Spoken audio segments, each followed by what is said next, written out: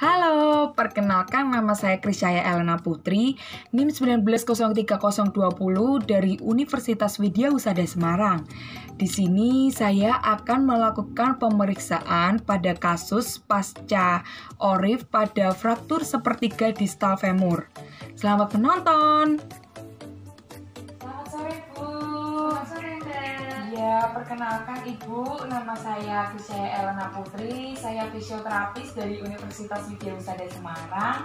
Kalau boleh tahu, Ibu namanya siapa? Nama saya Ade. Oh, Mbak Bu Ade ya. Umurnya berapa, Bu? 30 tahun. Oh, 30 tahun. Untuk alamatnya? Saya dari Kudus. Kudus. Lengkapnya Ibu di mana? Mbak. Oh, di Pulau ya. Nah, pekerjaan Ibu saat ini apa? Berjualan di pasar. Oh, berjualan di pasar. Nah, Ibu kalau boleh tahu apa yang Ibu rasakan? Nyari sih, Mbak. Nyari di bagian ini. Oh, di bagian sini ya. Oke. Lalu kok bisa terjadi nyeri itu bagaimana, Bu? Bisa diceritakan itu dari awalnya? Itu tuh asalnya kan saya mau pergi ke pasar. Iya. Nah, itu tuh saya habis kecelakaan, Mbak. Terus waktu itu habis kecelakaan saya jatuhnya ke kanan. Oh, Nah, mana? saya nggak tahu, nggak sadar. Tiba-tiba udah dibawa ke rumah sakit sama orang. Terus itu dilongseng. Oh, seperti itu. Ya. Itu jatuhnya kapan ya, Bu? Sudah seminggu yang lalu. Oh, 1 minggu yang lalu ya. Untuk mulai timbul nyerinya itu waktu kapan? Baru-baru ini. Baru-baru ini ya. Oke, kira-kira pada saat apa Ibu ini merasakan nyerinya tuh sangat luar biasa gitu, Bu? Kalau pada saat terasa nyeri itu waktu saya melakukan aktivitas Mbak, seperti kayak jalan, kalau enggak bersih-bersih seperti itu. Berarti pada saat bergerak gitu ya? Iya, betul. Oke. Kalau yang memperingan? Waktu istirahat aja sih. Waktu istirahat kayak gini, Iya. gitu kan? Oke. Lalu Ibu pernah berobat kemana gitu sebelum kesini? Dulu sih waktu itu kan emang saya jatuh Mbak, Nah. terus diperiksa di rumah sakit. Iya. Bilang itu cuma itu aja sih. Oh, Terus berarti waktu itu juga baru ini Ah. dari sini. berarti habis itu langsung dirongseng gitu ya? Iya, betul. Oke. Nah, untuk keluarga, apakah pernah ada yang sakit seperti ini? Nggak ada Mbak. Nggak ada ya? Oke. Kan Ibu bilangnya pernah di rongsen ya? Iya. Ini Ibu bawa hasil rongsennya nggak? Iya Mbak. Bawa Oh hasilnya iya, ya. boleh saya lihat? Ini Mbak. Oh iya. Dari rumah sakit yang dulu. Oh iya, Bu. Berarti ini rumah sakit yang kemarin Ibu di Iya. itu ya, operasi ya? Iya. Wah, betul ini, Bu. Oh, betul ini. Rongsennya itu sama dengan ininya, kondisi Ibu saat ini. Ini Ibu fraktur ya, Bu, pada seperti distal di sini. Nah, Ibu kemarin dikasih data lab nggak? Catatan lab gitu nggak? Sebentar ya Mbak. Iya. Yang ini bukan sih Mbak. Oh, saya lihat dulu ya, Bu. Itu ada laboratorium. Oh iya. Oh iya, Ibu. Benar. Ini Ibu di sini nggak kena gula ya? Enggak sih. Oke, nggak ada riwayat hipertensi. Enggak ada. Oke, normal semua ya. Iya. Nah, Ibu kemarin waktu berobat itu sudah dikasih obat-obatan apa enggak? Iya, dikasih. Dikasih obat apa itu, Bu? Saya kurang tahu Mbak Heeh. obatnya. Cuman tuh waktu saya minum, Heeh. saya tuh langsung rasanya ngantuk banget. Oh, berarti efek sampingnya ngantuk gitu ya, Bu? Oke, baik. Oh, itu obat yang untuk mengurangi nyeri, Bu. Makanya itu karena itu efek sampingnya tuh ngantuk. Jadi itu penghilang nyerinya seperti itu. Lalu selain sakit ini, Ibu ada sakit yang lain gitu? DM, hipertensi? Nggak ada Mbak, sehat sih. Nggak ada ya, sehat ya, baik. Lalu untuk tubuh-tubuh yang lain kayak tangannya itu ada sakit enggak? Enggak Mbak. Nggak ada ya? Cuma nyeri aja di sini. Oh, nyeri di sini aja ya. Oke. Baik, selanjutnya saya akan mengecek untuk tekanan darah, pernafasan Ibu dan lain-lain ya. Nah. Baik, Ibu, sekarang saya ya. Ini Mbak. Iya.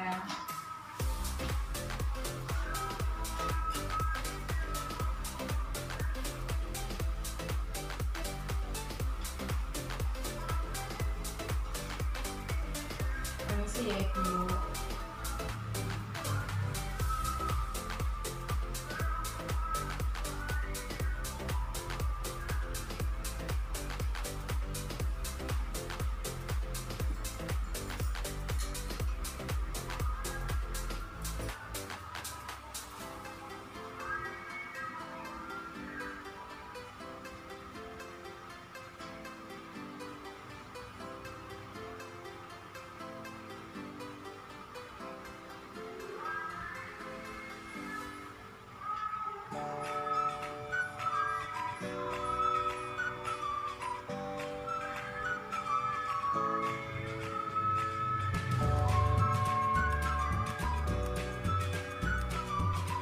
Oke, baik. Ini tekanan darah Ibu normal ya, Iya. yaitu 120 per 80. Oke. Sekarang saya akan mengecek untuk denyut nadinya Ibu terlebih dahulu. Isi ya, Bu.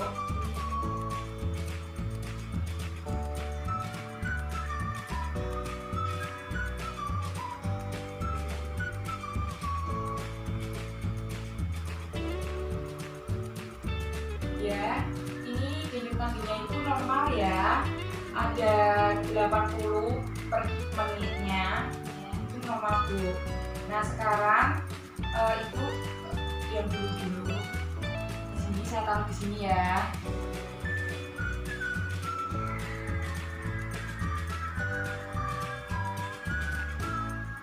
Oke. Untuk pernapasannya Ibu juga normal. Ini saya mau mengecek suhu Ibu terlebih dahulu ya. Mohon ditunggu sebentar, permisi. Ya.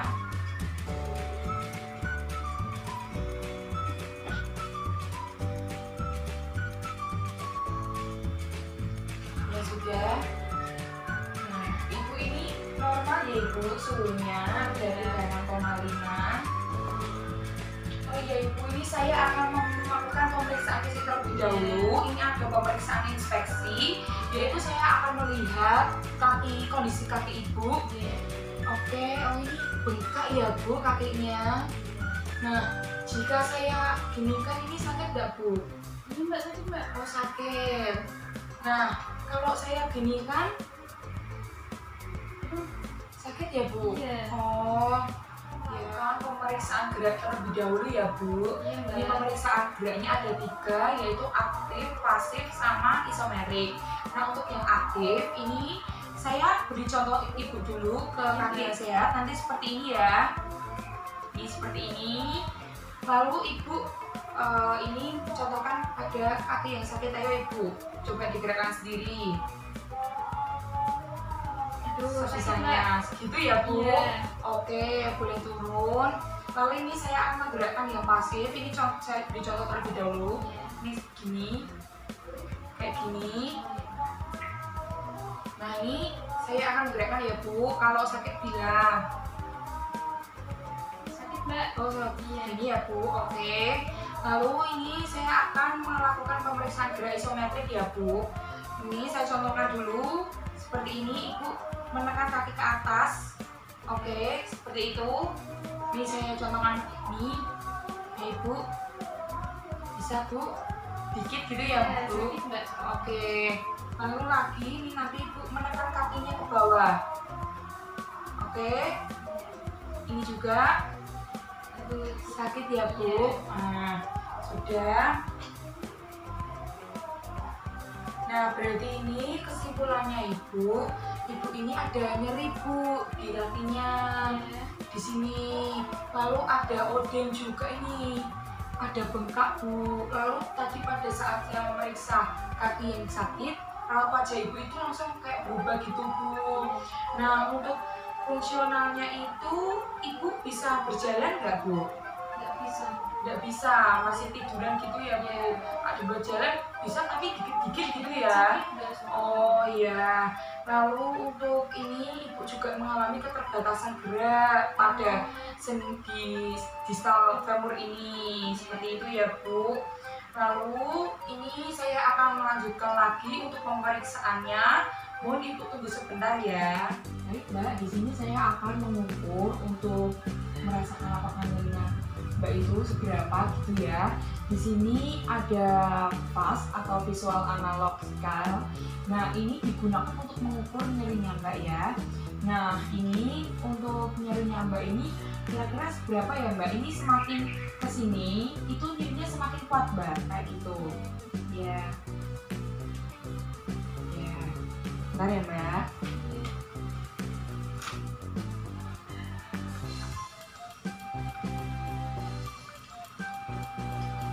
Lalu ini kalau saya tekan seperti ini, nah kayak gini, itu kira-kira seberapa ya Mbak?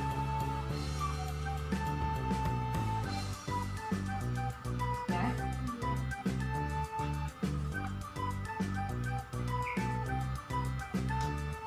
Lalu jika saya gerakkan ya Mbak seperti ini,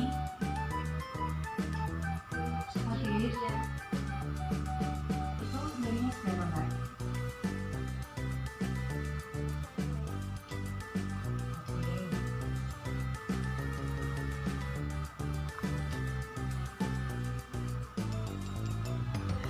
Oke Mbak, untuk selanjutnya ini saya akan mengukur menggunakan goniometer. Ini digunakan untuk mengukur lingkup gerak sendinya Mbak ya.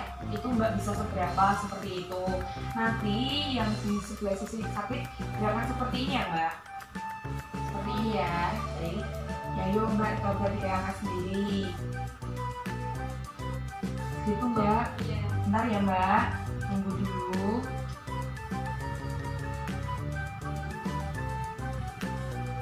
Oke, sudah Mbak, bisa diturunkan.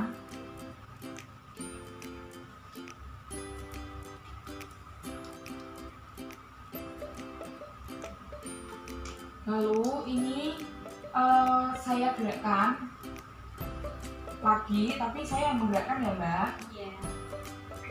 Maaf, nah. Oke, yuk.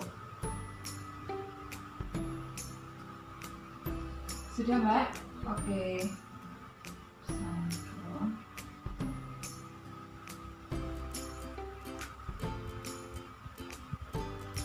Nah, sekarang mengetahui ya Mbak, ini bokanya itu seberapa. Iya.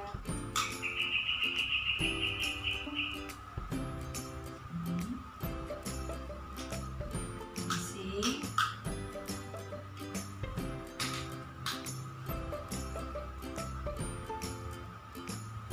Oke.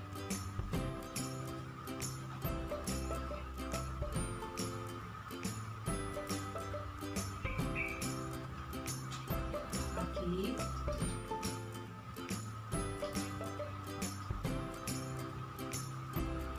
Siap Mbak.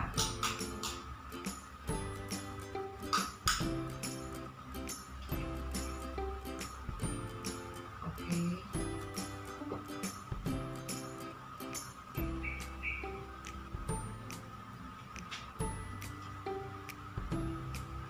Nah sekarang gantian sisi yang sakit ya Mbak. Iya.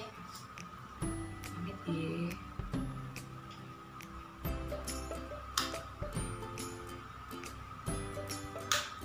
Siap Mbak.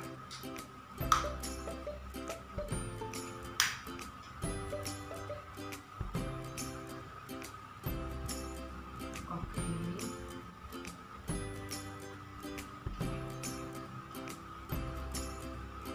Nah, Iya.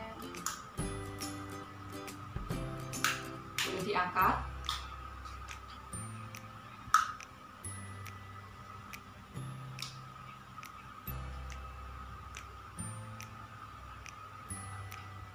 Oke, boleh diturunkan. Baik.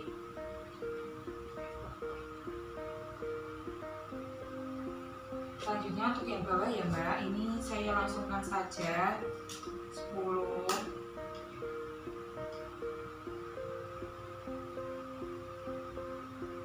Bisa diangkat Mbak. Boleh diturunkan.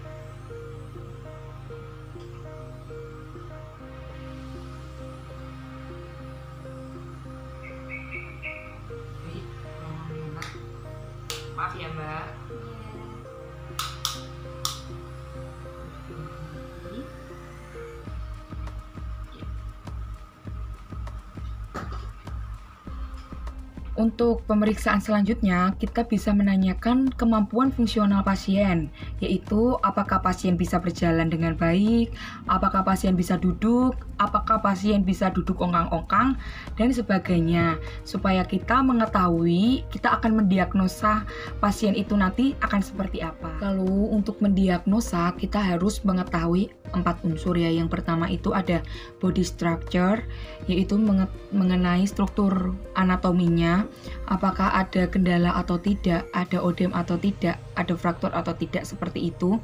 Dan body functionnya itu dia dapat melakukan suatu gerakan tanpa adanya keterbatasan sendi atau tidak, untuk aktivitasnya itu ada gangguan fungsional atau tidak, dan untuk partisipasinya itu dia dapat berjalan atau tidak, dapat duduk atau tidak, seperti itu. Supaya pada saat nanti dia akan berpartisipasi, dia bisa melakukan aktivitasnya tersebut tanpa adanya gangguan. Lalu untuk tindakan fisioterapisnya sendiri, kita ada 3 untuk mengatasi odem, untuk menambah lingkup gerak sendi, dan melatih fungsionalnya.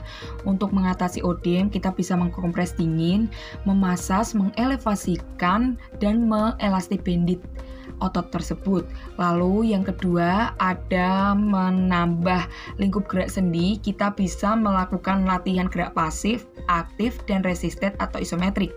Lalu untuk latihan fungsionalnya, kita bisa melatih berjalan, duduk, atau melakukan aktivitas-aktivitas yang lain. Ini adalah terapi latihan Mbak, yaitu gerakan yang pertama adalah elevasi. Mbak ini harus mempersiapkan boleh bantal, boleh selimut setinggi 20 cm ya Mbak. Intinya lebih tinggi dari jantung. Lalu ditaruh seperti ini, permisi. Ya diginikan. Nah ini, dilakukan seperti ini selama 2 jam Mbak. Nah jika nanti sudah terasa nyeri, nanti istirahat dulu 1 jam seperti itu ya. Nanti bisa dilepas. Nah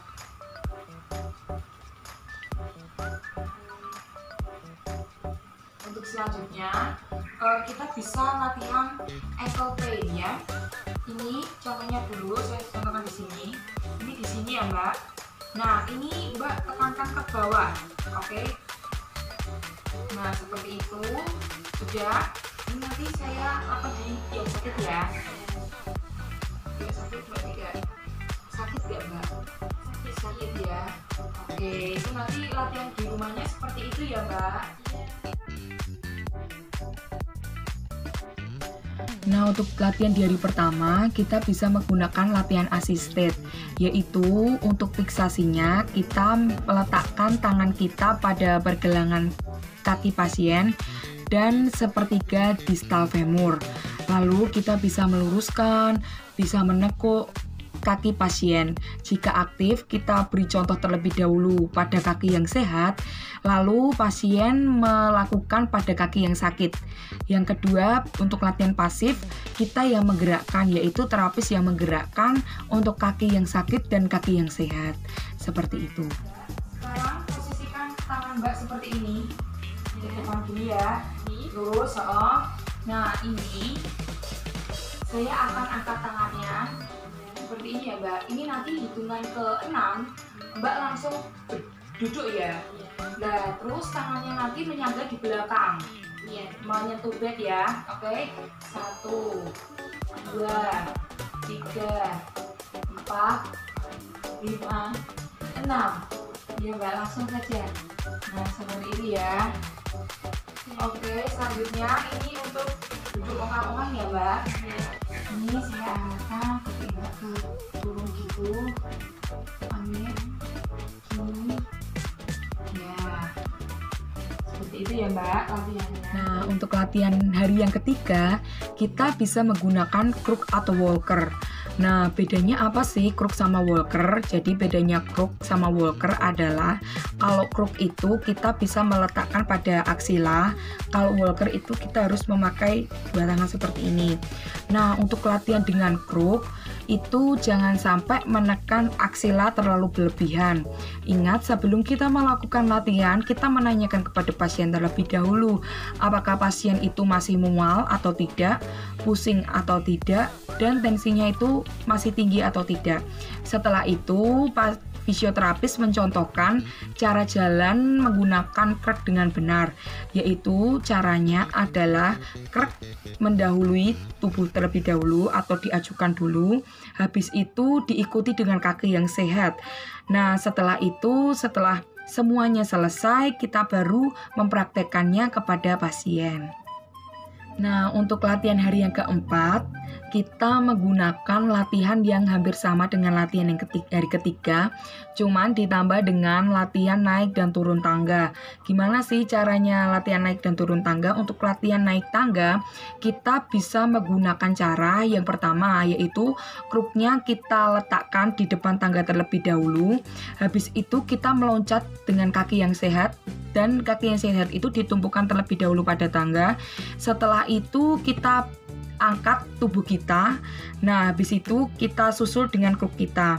Begitu selanjutnya. Kalau untuk turun tangga, kita bisa menggunakan kruk kita terlebih dahulu untuk turun.